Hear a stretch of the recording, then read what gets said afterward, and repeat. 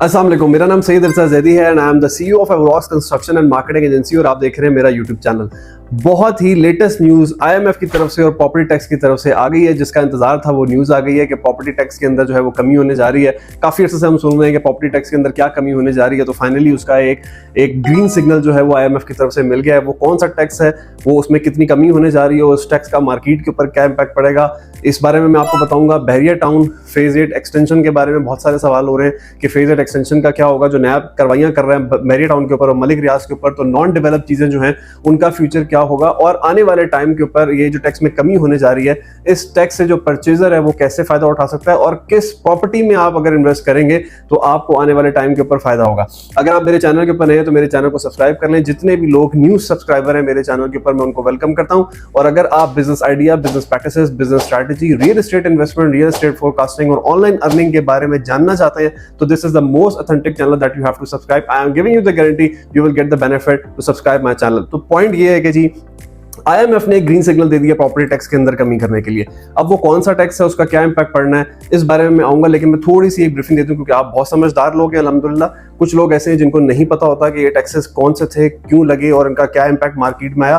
थोड़ी सी उनको ब्रीफ कर देता हूँ। वीडियो आपने एंड तक देखनी है ताकि आपको इस चीज़ से आइडिया हो जाए कि जो नए टैक्सेस माइनस हो रहे हैं या जो टैक्सेस पहले लगे हुए थे उनमें क्या चेंज आ रहा है, ताकि कल को आप कोई प्रॉपर्टी ले तो आप अपने टैक्स खुद कैलकुलेट कर सकें। आप किसी ब्रोकर या किसी एजेंट के ऊपर डिपेंड ना करें, क्योंकि हमारे साथ बहुत सारे ऐसे केसेस डिस्कस होते हैं कि जी हमें तो फलाने बंदे ने हमसे इतना टैक्स ले लिया, और जब वो हमें बताते हैं तो हम कहते हैं जी इतना टैक्स ही नहीं है। तो आपको जो ब्रोकर और एजेंट जो भी बात करता है आप उसको मान लेते हैं और उसके बाद आप अपना टैक्स पे कर देते हैं विदाउट आप अपनी को वर्किंग नहीं करते। तो आप अपनी वर्किंग कर लें। इस वीडियो को बनाने का मकसद ये है कि आपको कुछ चीजें पता लग जाए कि कौन कौन से टैक्सेस हैं, उनके क्या रेट्स हैं, ताकि आप कल को कोई प्रॉपर्टी लेते हैं तो आपको पता हो कि आपने कितना टैक्स उसके ऊपर देना है। आपको कोई स्कैम ना कर ले, आपको कोई फ्रॉड ना कर ले, आपसे कोई ज्यादा टैक्स कोई जो है वो घेप ना ले।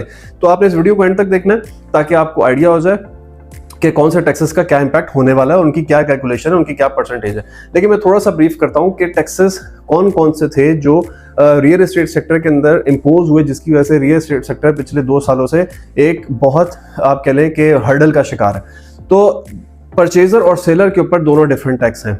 तो परचेजर के ऊपर जो टैक्स है वो सबसे पहला टैक्स ये है कि आपका जो एक एफबीआर टैक्स था, एक एफबीआर टैक्स जो परचेजर के ऊपर था, एंड दैट इज के जब भी कोई आप प्रॉपर्टी परचेज करेंगे तो आप एक एफबीआर टैक्स देंगे, पहली चीज। दूसरा था स्टैम्प ड्यूटी टैक्स जो बैंक ऑफ पंजाब से होता है, और तीसरा था आपका एफईडी टैक्स, राइट। अब ये तीनों चीजें क्या थी परचेजर के ऊपर। तो पहले तो हो गया DC rate tax. DC rate tax क्या होता है कि जो आपका डिस्ट्रिक्ट काउंसिल है वो एक डीसी वैल्यू एक प्रॉपर्टी की एक आप कह लें घर की सेट करता है और उसके मुताबिक आपको जो है वो टैक्स देना पड़ता है। तो उसमें जो हमारे डीसी साहब होते हैं वो डिफरेंट जगहों पे जाते हैं और उसकी एक वैल्यू निकालते हैं, उस वैल्यू के मुताबिक डीसी रेट के ऊपर आप टैक्स देते हैं। फिर एक एफबीआर रेट था, एफबीआर रेट के ऊपर आप टैक्स देते थे। तो अब पॉइंट क्या है कि जो एफबीआर टैक्स था वो फाइलर के ऊपर जो था वो था 3%, और लेट फाइलर के ऊपर था वो 6%, और नॉन फाइलर के ऊपर था वो 10%। और इसी तरह जो एक एफईडी टैक्स था जो कि एक आप कह लें कि बिला वजह का टैक्स था प्रॉपर्टी के ऊपर, जो एक बिला वजह का टैक्स लगाया गया, वो भी अगेन ये था कि जी जो एफबीआर वैल्यू में आप टैक्स दे रहे हैं, एफबीआर की जो एक वैल्यू उसके ऊपर जो एफईडी टैक्स है वो आपने देना है। वो भी अगेन यही रेशो थी कि फाइलर के ऊपर 3% था, नॉन फाइलर के ऊपर वो 10% था, और लेट फाइलर के ऊपर जो है वो 6% था। तो अब पॉइंट क्या है कि उस टैक्स के अंदर जो एक एफईडी टैक्स है उस टैक्स के अंदर 2% की जो है वो कमी की जा रही है।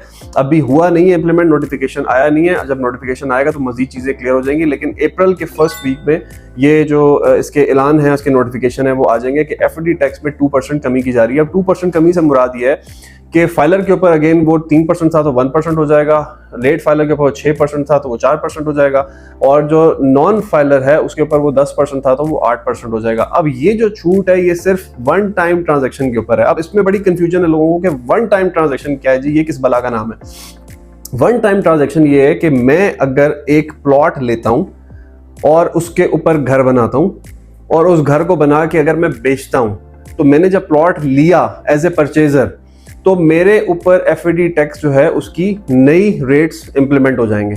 लेकिन जब मैं उसको घर बना के बेचता हूं और मैं कोई दूसरी प्रॉपर्टी खरीदता हूं तो मेरे ऊपर दोबारा एफईडी के वही परसेंटेज लगेगी जो पहले ऑलरेडी थी, 3%, 6% और 10%। अब पॉइंट ये है कि ये तो हो गए परचेजर के ऊपर टैक्स, तो जो एफईडी की टैक्स के ऊपर छूट मिल रही है ये परचेजर को मिल रही है, सेलर के ऊपर कोई छूट नहीं है। अब पॉइंट क्या है कि कोई भी बंदा वन टाइम ट्रांजैक्शन अगर करेगा अप्रैल के बाद तो उसको एफईडी के ऊपर छूट मिल जाएगी। बाकी एफबीआर का टैक्स 236 के वैसे ही रहेगा, उसके बाद जो डीसी टैक्स है वो वैसे ही रहेगा, स्टैम्प ड्यूटी जो है वो वैसी ही रहेगी, उसमें कोई कमी नहीं है। जो मेरी इतलात है, जो मेरी इन्फॉर्मेशन है कि गवर्नमेंट स्टैम्प ड्यूटी के ऊपर भी कोशिश कर रही है कि उसको थोड़ा सा नीचे लेके आया जाए, लेकिन अभी उसके ऊपर कोई फैसला नहीं हुआ। लेकिन मेरी जो सोर्सेज हैं, मेरी जो इतलात है वो ये कह रही है कि उसके ऊपर भी गवर्नमेंट फाइट कर रही है आईएमएफ से। लेकिन बार-बार कहता हूँ कि आईएमएफ एक ऐसी तलवार है कि जिससे हमारा छुटकारा नहीं है, तो वो बेगर कांट बी चूजर वाला हिसाब है कि हम जो आईएमएफ कह रहे हैं हमने वो करना है, जो आईएमएफ की इकोनॉमी पॉलिसी कह रही है हमने वो कर रही है, हम खुद कुछ कर ही नहीं सकते। तो फाइट कर रही है गवर्नमेंट के स्टैम्प ड्यूटी के ऊपर भी कुछ कमी की जाए, लेकिन अभी तक उसके ऊपर कोई ऐसा हतमी ऐलान नहीं है। तो ये हो गए परचेजर के टैक्स। अब आ जाएं आप सेलर के टैक्स। एफबीआर में दो टैक्स हैं, 236 के और 236 सी। 236 के परचेजर का था जिसकी एक ब्रीफ इंफॉर्मेशन मैंने आपको दी थी, और अब आ जाए 236 सी जो सेलर के ऊपर है। तो सेलर के ऊपर एफईडी टैक्स अगेन उसने 3% फाइलर के ऊपर है, 6% लेट फाइलर के ऊपर है और 10% नॉन फाइलर के ऊपर है, वो उसने एफईडी टैक्स देना ही देना है। उसके बाद गेन टैक्स है, वो एडजस्टेबल होता है, अगर आप जब आप अपने गोशवारे जमा कराते हैं तो उसके ऊपर गेन टैक्स जो है वो आप एडजस्ट करवा सकते हैं, लेकिन गेन टैक्स भी आपको देना ही देना है सेलर के ऊपर। ये फिलहाल दो टैक्स हैं, बाकी ट्रांसफर फीसेज और वो अलग है। हाँ, एक चीज मुझसे मिस हो गई है, अगर परचेजर कोई एग्रीकल्चर लैंड लेता है किसी सोसाइटी से हट के, कोई आसपास गली महलों में कोई लैंड लेता है, तो उसमें एक टीएमए टैक्स उसको देना पड़ता है, जिसको हम जिला टैक्स भी कहते हैं। 1% जो है वो भी है, लेकिन वो 1% डीसी वैल्यू का होता है। So this is currently the taxes के ये टैक्सेस क्या हैं। अब पॉइंट ये है कि जो 2% कमी की जा रही है, इस 2% कमी के हिसाब से मार्केट में इसका क्या इम्पैक्ट आएगा। देखें, कुछ ना कुछ इम्पैक्ट जरूर आएगा, लोग परचेजिंग की तरफ जाएंगे, ऑब्वियसली टैक्स कुछ ना कुछ कम हुए हैं। और अगेन मैं आपको एक चीज बड़ी गारंटी से कहूं कि पिछले 2 सालों में जो रियल एस्टेट थी ना, जिसने मौके पे जगह ली हुई थी, मौके पे प्लॉट था या घर था, उसकी प्राइस में कोई कमी नहीं आई। लेकिन मैं एक चीज बार बार आपको ये कहता हूं कि देखें, ये टैक्सेस जब हाई हुए हैं 2 साल में, तो मार्केट एकदम से कोलैप्स कर गई रियल एस्टेट की, क्योंकि टैक्सेस का हाई होना जो है हम इसको एक्सेप्ट नहीं कर रहे थे। तो जब तक हम इसको एक्सेप्ट नहीं कर लेंगे ना, तब तक ये रियल एस्टेट हमारी डाउन में ही जाएगी। लेकिन जो डेवलप चीज़ें हैं, जो मौके पे मौजूद चीज़ें, उनकी प्राइसेस नहीं डाउन हुई, वो उनकी ट्रांजैक्शंस भी होती रही हैं, उनकी सेल परचेज भी होती रही हैं। लेकिन हाँ, अगर आप कह लें कि दिन में 20 प्लॉट सेल होते थे, तो वो इस टाइम 4-5 के ऊपर रेशियो पे आए हुए हैं, लेकिन हो रही है रियल एस्टेट के अंदर कोई ना कोई एक्टिविटी। तो पॉइंट ये है कि जो एफईडी टैक्स कम हुआ है, इससे कोई इतना खास फर्क पड़ता मैं मार्केट में नहीं देख रहा, लेकिन मार्केट में तब फर्क पड़ेगा जब आप लोग ये एक्सेप्ट कर लेंगे कि यही जिंदगी है, यही रियल एस्टेट है और यही टैक्सेस हैं, ये हमें देने ही देने हैं। जिस दिन आप ये एक्सेप्ट कर लेंगे, आपकी रियल एस्टेट मार्केट जो है वो ओपन हो जाएगी। तो जब तक आप एक्सेप्ट नहीं करेंगे, आप किसी गैबी इमदाद के लिए बैठे हुए हैं कि अल्लाह की तरफ से कोई इमदाद आएगी और टैक्सेस उड़ जाएंगे, टैक्सेस खत्म हो जाएंगे, तो ये नहीं होंगे, ऐसा कुछ नहीं होने वाला। And this is the very right time to purchase the property. मैं आपको बार बार कह रहा हूँ, इन 2 सालों में सबसे ज्यादा फायदा डीएचए ने उठाया। रावलपिंडी इस्लामाबाद में सबसे ज्यादा जो जमीनें खरीदी हैं पिछले 2 सालों में, वो डीएचए ने खरीदी है, टैक्सेस से जो भी था, लेकिन उन्होंने जमीनें खरीदी। मैं एक चीज आपको बता दूं, आज हम 2025 में बैठे हुए हैं, मैं 2030 में 29 में आप लोगों से पूछूंगा कि रियल एस्टेट की जो मार्केट है वो कहां गई और रियल एस्टेट के रेट कहां तक गए। मैंने 2019-20 में बहरिया फेज 8 में अली ब्लॉक में 30 लाख रुपए का एक 5 मरले का प्लॉट लिया था। आज उस जगह के ऊपर 85-80 लाख रुपए का 5 मरले का प्लॉट है, और नहीं मिलता इतने रेट के ऊपर। तो ये आज जो आप इन्वेस्ट कर रहे हैं ना 2025 में, तो मैं आपसे पूछूंगा 2029-30 में कि अगले 5 सालों में मैं देखूंगा कि आपकी आज की प्रॉपर्टी क्यों नहीं जाती उसमें हाइप में। आज अगर आपको 80 लाख रुपए का प्लॉट ले रहे हैं, तो वो अगले 4-5 सालों में 1.5 करोड़ को टच करेगा। ये बात आप मेरी याद रखिएगा। लेकिन रियल एस्टेट के अंदर इन्वेस्टमेंट करनी है। मैंने अपने अबाई इलाके में चकबेरी रोड के ऊपर लोगों को प्लॉट्स, जमीन के ऊपर प्लॉट्स बना के दिए। 2 लाख रुपए मरले के हिसाब से मैं प्लॉट देता था, तो उस टाइम लोगों को नखरे होते थे, और ये जी बड़ा दूर है, फलाना है, ढमकाना है, क्योंकि आप लोग सुर्खी पाउडरों में लग जाते हैं ना। आप लग जाते हैं कि जी बड़ी बड़ी रोडें हों, बड़े पार्क हों, बड़े बड़े बिल्डिंग्स हों, और हमें इस तरह की सोसाइटी में प्लॉट चाहिए, इस तरह की सोसाइटी में घर चाहिए। लेकिन जिस टाइम हम उस टाइम लोगों को कहते थे कि यार यहाँ पे प्लॉट ले लो, रिंग रोड शुरू होने वाला है, रिंग रोड बन रहा है, तो उस टाइम मुझे कहते थे, ओ जी शाह जी आप तो बड़ी लंबी बातें कर रहे हैं जी, इतना तो लंबा टाइम ही नहीं है, ये है वो है। आज उस जगह के ऊपर 3 लाख रुपए मरले के ऊपर प्लॉट देने को नहीं होते यार, क्योंकि दिसंबर में रिंग रोड इंशाल्लाह स्टार्ट होने वाली है। फिर मैं पूछूंगा कि इन जगहों के, इन प्लॉट्स के जो हम तुम लोगों को दे रहे थे, उनके रेट कहाँ गए।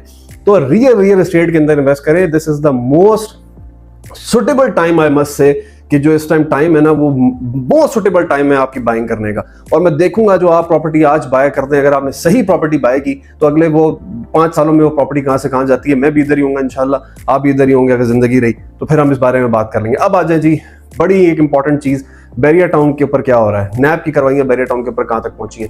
पॉइंट ये है कि देखिए बैरिया टाउन के ऊपर एक बड़ा आप कह लें कि हलचल थी पिछले कुछ दिनों में। नैब की बड़ी तेजी से कार्रवाइयां नैब की चल रही थी, लेकिन मेरा ख्याल है कि नैब भी शायद अब ईद की छुट्टियां मनाने चला गया, तो अभी कुछ कार्रवाइयां जो है वो ढीली पड़ गई हैं। कुछ मजीद अपडेट्स ऐसी बैरिया टाउन की नहीं आई कि कोई नई प्रॉपर्टी सील हुई या कुछ भी ऐसा हो, लेकिन लोगों के दिल में बड़े खतरात हैं। लोग मुझसे बड़े कमेंट कर रहे हैं, लोग मुझसे बड़े मैसेजेस कर रहे हैं कि भाईजान फलानी जगह का क्या होगा, फलाने ब्लॉक का क्या होगा, फलाने ब्लॉक का क्या होगा।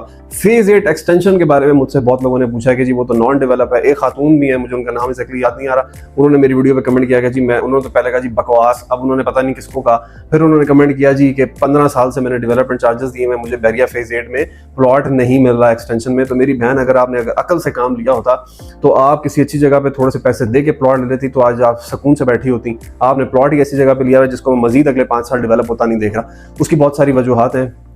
देखिए नैब की कार्रवाई के ऊपर मैं बात करता हूँ कि जो नैब की कार्रवाई अगर वो नॉन डेवलप चीज़ों की तरफ जाएगी तो वो क्या हालात उसके हो सकते हैं। देखिए आपने फेज 8 एक्सटेंशन में को प्लॉट लिया हुआ, फाइल लिया हुआ है, आपने बैरिया से लिया हुआ है, आपने बैरिया को पैसे दिए हुए हैं, बैरिया उस चीज़ को फाइट करेगा, उसने जिस तरह भी करना है। सिर्फ आप नहीं है, बहुत सारे लोगों ने फेज 8 एक्सटेंशन में फाइल्स ली हुई हैं, तो बैरिया उसको फाइट करेगा। बैरिया आपके पैसों का जिम्मेदार है क्योंकि आपने पैसे नैब को नहीं दिए, आपने बैरिया को दिए हुए हैं। थोड़ी बहुत हर्डल्स आपके लिए आएंगी, लेकिन जहां तक होगा बैरिया आपको कंपनसेट करेगा, लेकिन उसमें टाइम पीरियड कितना लगेगा ये मुझे नहीं पता। फेज 8 एक्सटेंशन की जो डेवलपमेंट की अपडेट है वो ये है कि अगर रिंग रोड बन गई तो शायद बैरिया को उस जगह को अपडेट करे या उस जगह को जो है डेवलप करे, लेकिन मेरी इतलात के मुताबिक, बेशक कंफर्म करना है कर लेना, फेज 8 एक्सटेंशन की बहुत सारी जो जमीन है वो लिटिगेशन में है, वो भी क्लियर नहीं है, जिसकी वजह से वहां पर डेवलपमेंट नहीं हो रही। अगले 5 साल भी लग सकते हैं, 10 साल भी लग सकते हैं, इस चीज का मुझे आइडिया नहीं है। वेट एंड सी वाला टाइम है, देखते हैं कि क्या हालात होते हैं, क्योंकि डेवलपमेंट महंगी होने की वजह से बहुत सारे डेवलपर, बहुत सारी सोसाइटीज जो हैं वो डेवलपमेंट करने से घबराती हैं। आपने जो पैसे दिए होंगे फेज 8 एक्सटेंशन के, वो आज से 10 साल 15 साल पहले के